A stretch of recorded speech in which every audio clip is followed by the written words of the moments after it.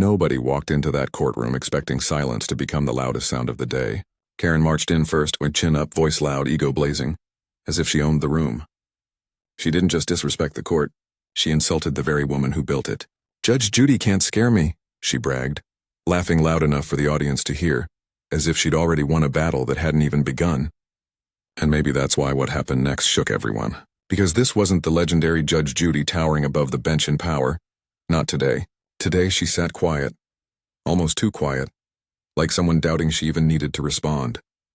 For a moment she looked like the underdog in her own court, a woman underestimated in the one place she made famous. And Karen saw that calm as weakness. What she never understood was this. Judge Judy doesn't intimidate people with shouting. She destroys arrogance with silence first, and truth second. Before we dive into this incredible case, tell me in the comments where you're watching from. I love seeing where my viewers are around the world. And don't forget to hit that subscribe button so you never miss more unbelievable cases like this one. Now sit back, relax, and enjoy the video. But there was something else. Something no one in that room knew except one person. A detail hidden, waiting like a fuse nobody realized had already been lit. Karen thought she walked in with control. In reality, she walked into a trap she set for herself. And in exactly 47 seconds, the only sound she'd be able to make was silence. If you love stories where arrogance meets consequences hard, hit like right now and subscribe, because this courtroom lesson only gets sharper from here. The courtroom door hadn't even fully swung shut before Karen's voice filled the air again. Dripping with smug righteousness, she walked like the carpet rolled at her feet, like the walls themselves owed her attention. That confidence wasn't just confidence, and it was entitlement polished into armor. To her, Judge Judy wasn't an authority. She was a prop. A character in the little performance Karen believed she was starring in. She clutched a thick folder to her chest, papers sticking out like trophies. "I came prepared," she announced loudly to nobody in particular but making sure everyone heard. "Unlike some people, I actually know how the law works." There it was. Not even 10 seconds in the room and she had already taken aim. Judge Judy didn't flinch, didn't posture, didn't even tighten her jaw. She simply adjusted her glasses and looked at the file in front of her, like she was reading something more important than a human hurricane stomping 3 feet away. But that subtle quietness, that stillness, and that's what always unnerved people. Judy wasn't ignoring Karen. She was registering her, filing her away like a case study. Arrogance, page 1. And Karen mistook that silence for vulnerability. "You can't scare me with your TV judge attitude," Karen continued, laughing under her breath. "I've dealt with worse than you." People in the audience shifted. Someone coughed. Someone whispered, "Oh boy." Because there's a difference between confidence and suicide by attitude. And Karen sprinted down that line like she couldn't wait to crash. Judge Judy didn't look up when she finally spoke. "State your full name for the record. Simple, clean, official, but Karen?" She heard challenge instead of procedure. "You already know my name," she snapped. "And don't talk to me like I'm stupid." A tiny pause. A ripple in the air. Judge Judy raised her eyes slowly, not irritated, not offended. Curious. Like a doctor examining a patient who just described a headache as an existential crisis. "You're not stupid," Judy replied, voice low, steady. "You're emotional." "There's a difference," Karen scoffed, rolled her eyes so hard they almost left orbit. That reaction? It wasn't just disrespect, it was fear wearing Defiance's costume. But she didn't know she was afraid yet. Her brain just felt something she couldn't process. A woman who didn't bow to her chaos. "Well, I don't get emotional," she barked. "I get results." Silence. A long, slow exhale from someone in the front row. Karen misread that too. She assumed it was awe, not warning. Judge Judy leaned forward just an inch, enough to let gravity settle. "We'll see." And that's when Karen took it too far. She slammed her folder on the podium, papers flying like wounded birds. "You think I'm intimidated because you wear a robe, please? Half the people who watch your show are just bored retirees and cats walking across remotes." The room froze. Time didn't stop, dignity did. Someone gasped. Someone else whispered she must have a death wish. Judge Judy didn't react, not with anger, not with ego. That was the part nobody ever understood. She never owned control, and she simply was control. And when someone tried to steal what she never clutched, they fell through air. Karen mistook that stillness again. "See?" she said, spreading her arms. "Nothing to say, because you know I'm right. And here's the truth. The deep, quiet truth Karen didn't know she was walking face first into. Judge Judy saves her words the way surgeons save scalpels. She doesn't swing wildly. She waits until precision matters. Just then, Karen tried to shove a paper toward the bench. "I brought proof. Cold, hard proof. And if you think you can trip me up..." Judge Judy lifted one finger. calm, light as air, deadly as gravity. Karen froze mid-sentence like her voice hit a wall she never saw. Judy didn't even raise her volume. Ms. Henderson, do you know the difference between confidence and contempt? Karen blinked. Excuse me? One is earned, Judy continued, and one is borrowed from insecurity. A murmur. A ripple. Karen shifted, her face tightening. For the first time, a sliver of something slipped through her mask. Doubt. Something unfamiliar. Something she wasn't used to feeling around people she thought she could overpower. But she covered it fast. I'm not insecure, she snapped. I stand up for myself. Standing up, Judge Judy replied softly, is not the same thing as trying to stand above everyone else. That line stung. Karen's lips trembled. Her chest tightened. But pride is a dangerous drug, and hers was flooding her system. So now I'm the bad guy? She spat. For refusing to be bullied? No, Judy answered. Not for refusing to be bullied. For not knowing when you've become the bully. The audience held their breath. Karen's throat worked as she swallowed something.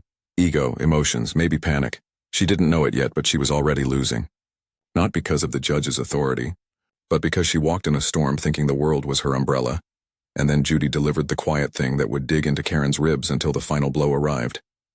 Ms. Henderson, she said, voice calm as still water. I don't need to scare you. People like you defeat yourselves. Karen opened her mouth, but nothing came out. Not silence out of obedience. Silence because her brain couldn't find the next insult. 47 seconds. That's all it ever takes for the truth to find someone who thinks they're untouchable. And Karen? She just heard the door close behind her ego, and didn't know yet that the lock was already turning. She thought this was still a performance. She didn't realize she wasn't the star anymore. She was the lesson. Something shifted in that courtroom. Not a loud crack, not a dramatic eruption, but a subtle, almost invisible tremor. The kind only the people paying close attention could feel. Karen still stood tall, chin raised, lips curled in that same stubborn sneer. But the ground beneath her confidence had just changed, and she didn't even know it yet.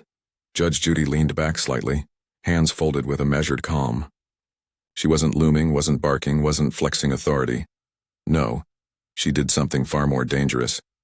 She waited, and patience when used by someone like her is a blade sharper than any raised voice.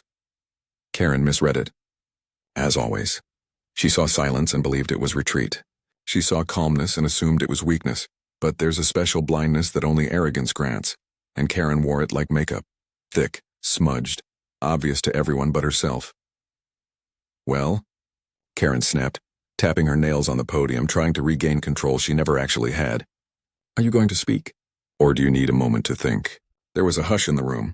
Not fear, but anticipation. A courtroom full of people watching a woman dig her own grave one breath at a time. Judge Judy finally blinked, slow and deliberate, like she was resetting the atmosphere. I speak when there's something worth replying to, she said. A soft gasp traveled across the seats like wind. Someone's grandmother in the back actually whispered, "Oh my." Karen swallowed. The insult slid right past her armor and found a place to bruise, but Karen, she was the kind of person who mistakes pain for fuel, who hears correction and calls it provocation. So she doubled down, and of course she did. You think you're clever, she scoffed. A little witty remark doesn't win anything. Logic wins. And I've got logic on my side. Judge Judy didn't argue, didn't push back, just tilted her head. Then you'll have no trouble answering a question. I already told you Ms. Henderson, Judy cut in, voice like velvet over steel. I did not ask for commentary. I asked if you can answer a question. Silence. Karen's jaw tightened, her nostrils flared. Anyone else would have recognized the trap. But ego doesn't see traps and it steps proudly into them. Fine, Karen snapped. Ask. Judy lifted a single page from the case file. You stated you paid your rental fees on time for 6 months. Is that correct? Yes, Karen said immediately. Too immediately. And yet, Judy continued, turning the paper like a blade catching the light. The statement from your landlord shows missed payments in February and March. Karen blinked rapidly. That's wrong, is it? Judy asked, voice soft, inviting Karen to lie further. Or did you simply not read your lease agreement correctly? Karen's throat bobbed. Her eyes darted once, twice. A telltale stutter in her breathing. That was the first crack. I know what I paid, she muttered, trying to sound firm.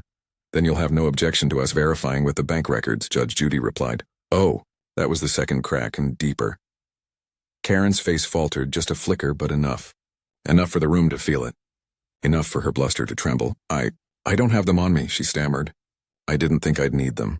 Judy's eyebrow lifted. a silent verdict beginning to form. Prepared people bring evidence. You brought attitude.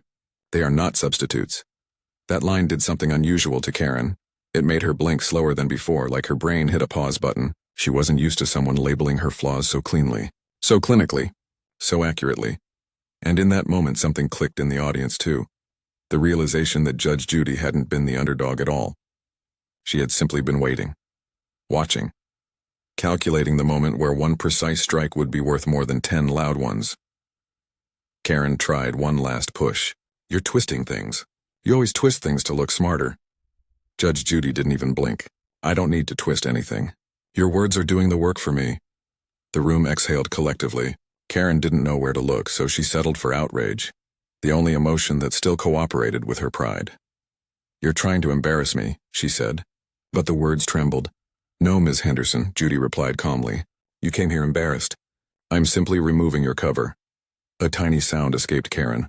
Not a word, not a breath, just a small startled break in her armor. And just like that, the courtroom believed in quiet power again.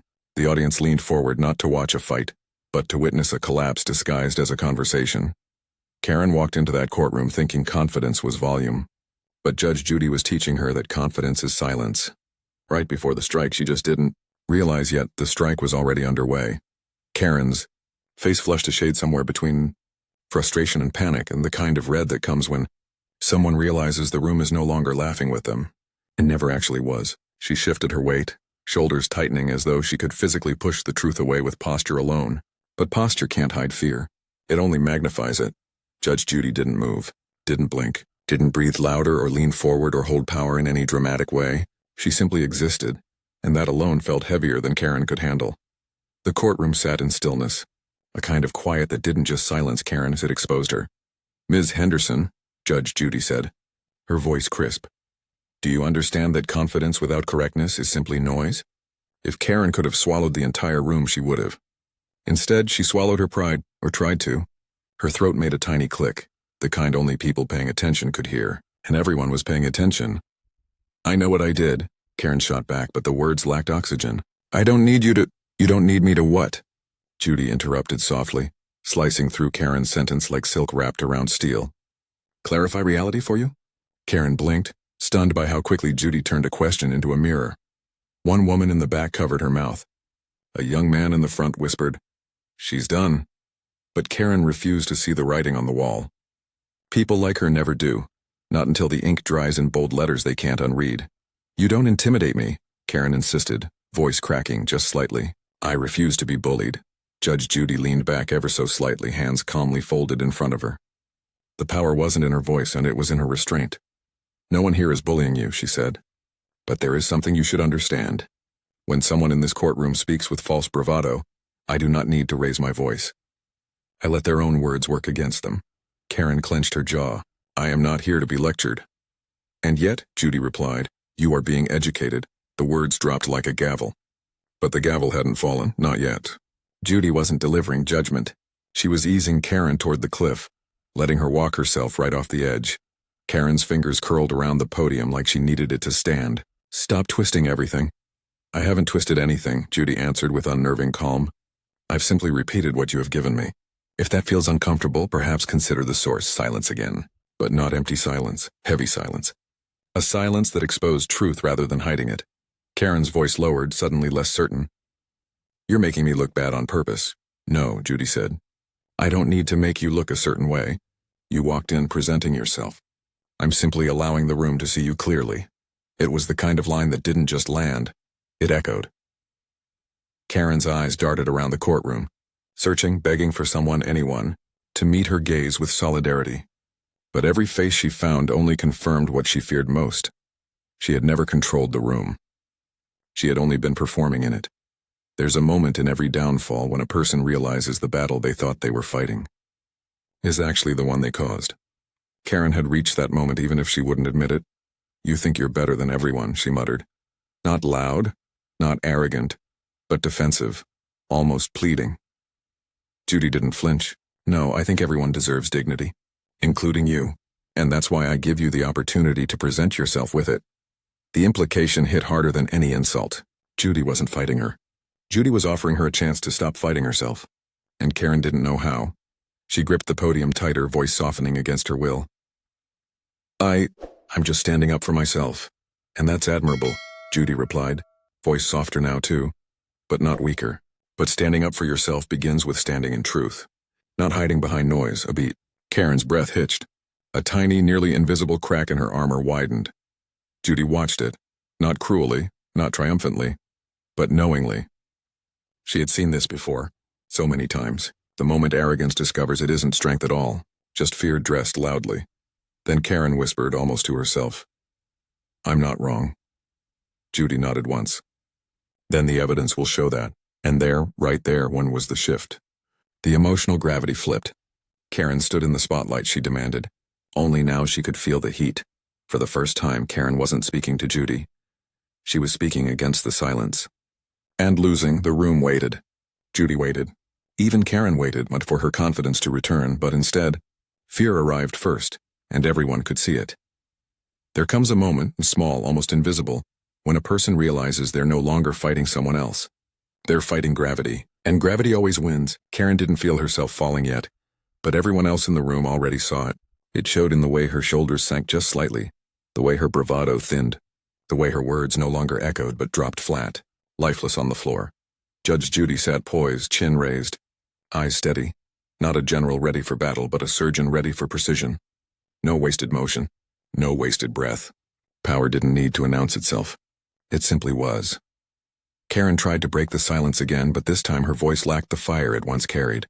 "You're trying to humiliate me." Judy blinked once, slow and deliberate. "No, I am giving you the dignity of clarity." "What you do with that clarity is up to you." That was the problem. Clarity terrifies people who built their identity on noise. And Karen suddenly had no noise left to hide behind. She wanted desperately to fight back, to throw insults like lifelines, but her tongue felt heavy, her thoughts muddled. Like arrogance had abandoned her right when reality arrived. "I'm not scared of you," she whispered, as if trying to convince her own pulse. "Good," Judy replied calmly. "Fear isn't necessary. Awareness is." The audience leaned in, not to see Judy's power, but to witness Karen's unraveling. Some moments don't belong to the victorious. They belong to the defeated because collapse is louder than triumph. Karen opened her mouth, then closed it again. A pause, a flicker of panic. That was the first second. Judy didn't raise her voice, didn't smirk, didn't savor control. She simply let Karen sit in silence, because silence is where truth breathes, and ego suffocates. Karen finally forced words out, but they stumbled like she'd forgotten how sentences worked. I know what's going on here. You're trying to intimidate me." Judy's gaze didn't move. No one can intimidate a person who truly stands in truth. Second number 12. Karen's throat tightened. She remembered the folder she slammed earlier, her so-called evidence. And in a frantic burst of desperation, she yanked papers out and waved them like a flag no one asked to salute. "See? These show—" Judy raised one hand, palm facing down, small, calm, a gesture that stripped oxygen from the air. "No more performances. Just answer a single question clearly." Karen froze. Everyone froze. A single heartbeat echoed in her ears louder than any applause she once imagined. Judy leaned forward for the first time. Not to intimidate, but to anchor the moment in steel. "When you claimed you made every payment on time, were you stating fact? Or emotion?" Karen's mind raced for a weapon. Instead, she found mirrors. I made most payments." "Fact or emotion?" Judy repeated, quiet enough to sound merciful, sharp enough to cut bone. Karen's hand shook. Paper trembled. The arrogance that once wrapped her voice now strangled it. "Emotion," she whispered, that one word. It cracked the world around her, and in that crack her confidence bled out. 32 seconds. Judy nodded once. Just once. Approval without victory. Command without cruelty. "Thank you. Now let's try honesty again." Karen looked down, not at the papers, but at herself, as if seeing for the first time the shape ego had carved into her. She blinked hard, and for a fleeting moment she looked like a child who discovered fire wasn't magic. "It burns. 41 seconds. "You may continue," Judy said softly, without pressure, without humiliation. Just truth. Karen tried to speak, but her voice came out like air escaping glass. I don't know what to say." And there it was. The moment the fuse reached the powder. Judy leaned back again, reclaiming stillness like a throne. That is what happens when noise runs out and only truth remains. 47 seconds. Silence. Absolute. Complete. Devastating. Karen wasn't silent because Judy demanded it. She was silent because the truth had finally caught up to her, and she didn't know how to outrun it anymore. The courtroom didn't cheer, didn't laugh, didn't celebrate. They simply witnessed. And in that witness, everyone learned something deeper than law. They learned the difference between power and posture, between voice and wisdom, between noise and truth. Karen came in thinking she couldn't be intimidated. She was right. She wasn't intimidated, she was humbled. And humility is louder than fear, because humility has nowhere to hide. For a few seconds after Karen's voice collapsed into nothingness, the courtroom didn't breathe. It didn't cough, it didn't shift, it didn't even blink. Silence became a wall, thick, heavy, unbreakable. And there Karen stood, trapped inside it with only her pride, wilted and trembling like a flower left in winter. She stared down at her own hands as if they betrayed her. The papers she'd once brandished like weapons now rested limp, useless, forgotten. Words had always been her armor, loud, confident, commanding words. And now she discovered the one place where words didn't just fail her. They abandoned her. Judge Judy didn't smile. She didn't nod. She didn't look triumphant or satisfied. Victory like this didn't need celebration. It simply was. She sat steady, posture firm but not aggressive, expression calm but unreadable, the way someone looks when they've seen moments like this unfold 1,000 times before. This wasn't her first arrogance, and it wouldn't be her last. But this one crumbled faster than most. Karen opened her mouth as if to speak again, a reflex, not a choice, but no sound dared follow. Not one word. Not one protest.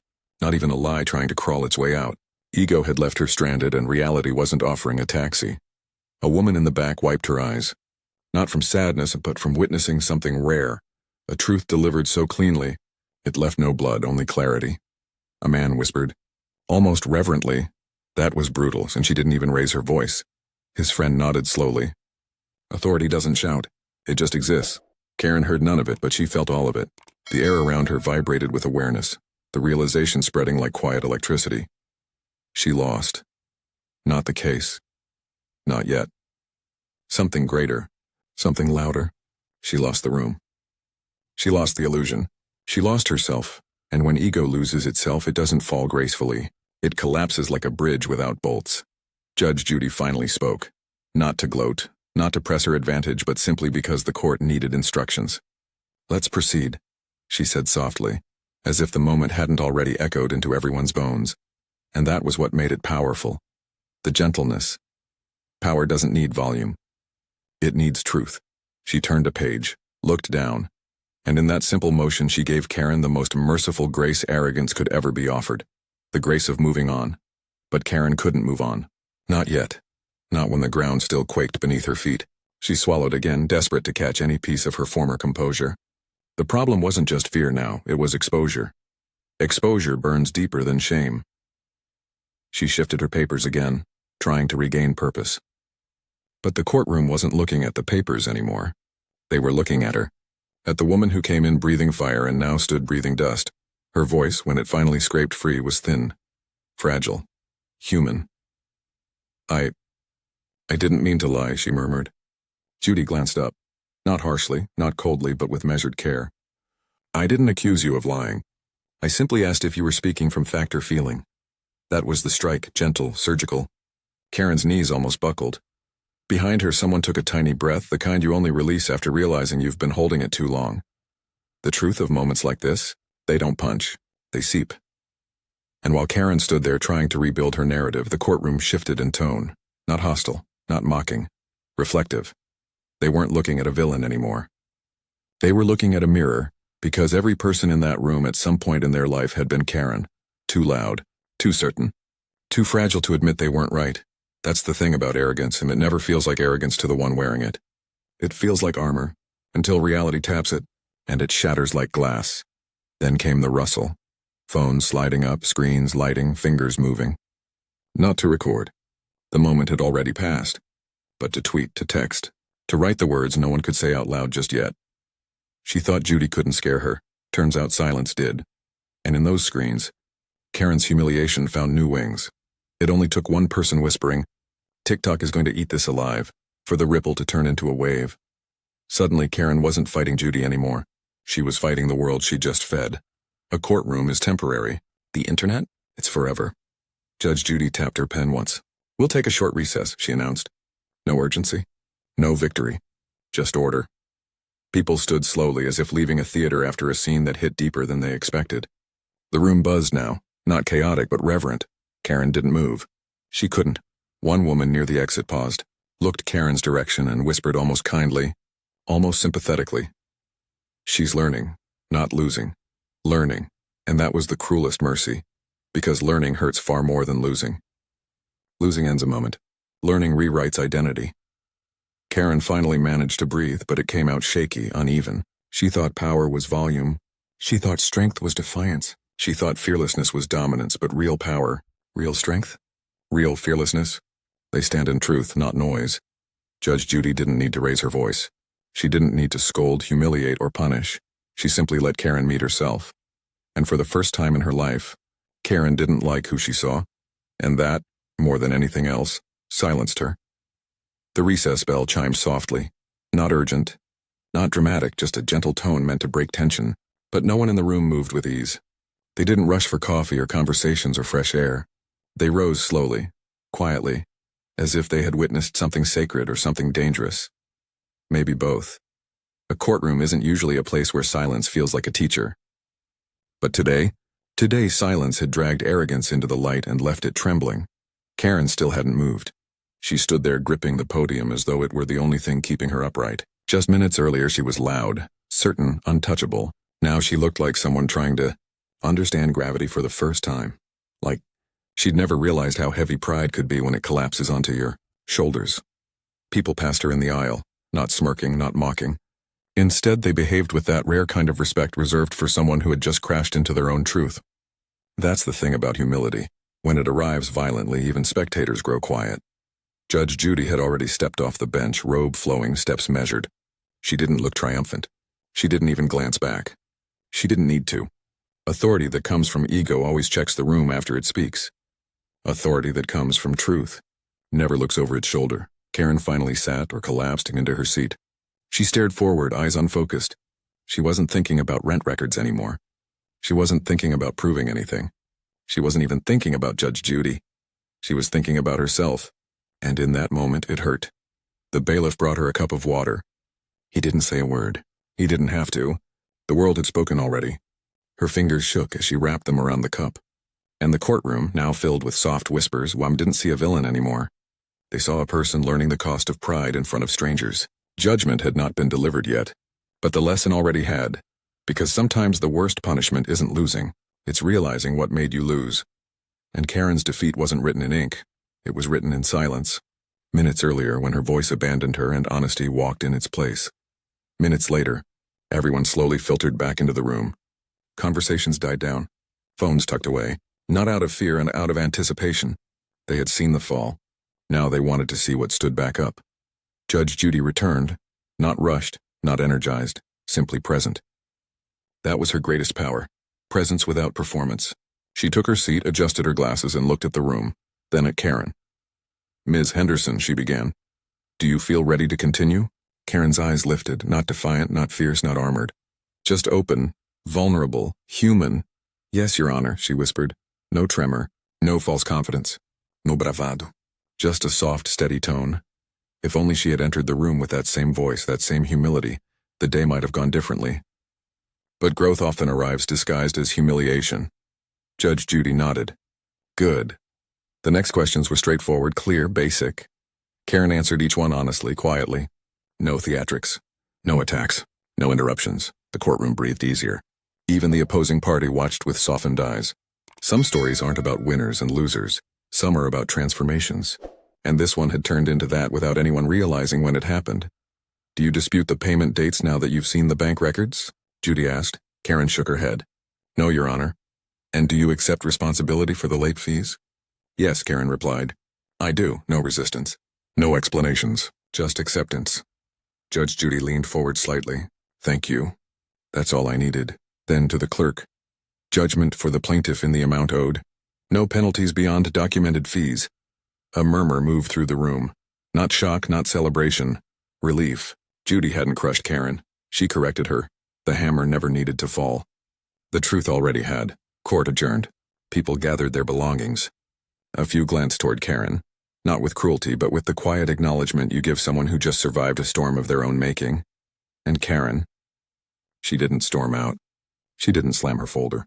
She simply stood, smoothed her shirt, gathered her papers carefully, then took a slow breath. Before leaving, she looked back at Judge Judy. For the first time since entering the courtroom, she didn't see an opponent.